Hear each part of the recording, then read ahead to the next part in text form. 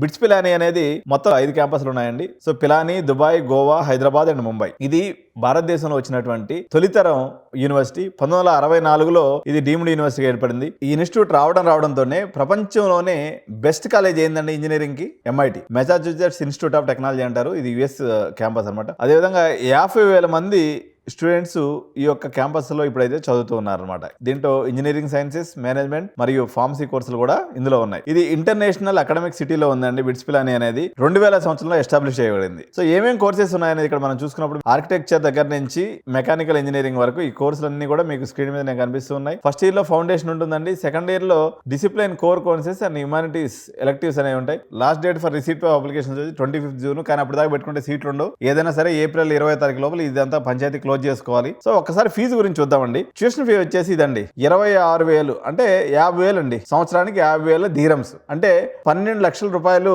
మీకు without scholarship అండి. కానీ మీకు మంచి పర్సంటేజ్ ఉంటే విపరీతమైనటువంటి స్కాలర్షిప్ ఉంటుంది. సో ప్లేస్మెంట్ ఫీజు వచ్చేసి ₹1,00,000 ఉంటుందండి. సో కాషన్ డిపాజిట్ వచ్చేసి ₹1,00,000 ఉంటుంది అడిషనల్ గా. ఫస్ట్ ఇయర్ లో ఎక్కువ ఇది. అడ్మిషన్ ఫీజు వచ్చేసి ఒక 2,000 ఉంటుంది. ఇది ఒకటి చూడాలి. సో మీకు ట్యూషన్ ఫీజు వరకు మనం గమనించినట్లయితే 26,000 సెమిస్టర్ గడితే చాలు. 26,420. హాస్టల్ ఫీజు వచ్చేసి ఎంత? రెండు కలిపితే ఎంత సెమిస్టర్ కి? 40,000 ధీరమ్స్, అంటే 8 లక్షలు. డబ్బులు ఉంటే మాత్రం హ్యాపీ క్యాంపస్ ఇది. మీరు హ్యాపీగా వెళ్ళి చదువుకోండి. మీ పిల్లలకు మంచి భవిష్యత్తుని క్రియేట్ చేసుకోండి. Thank you so much.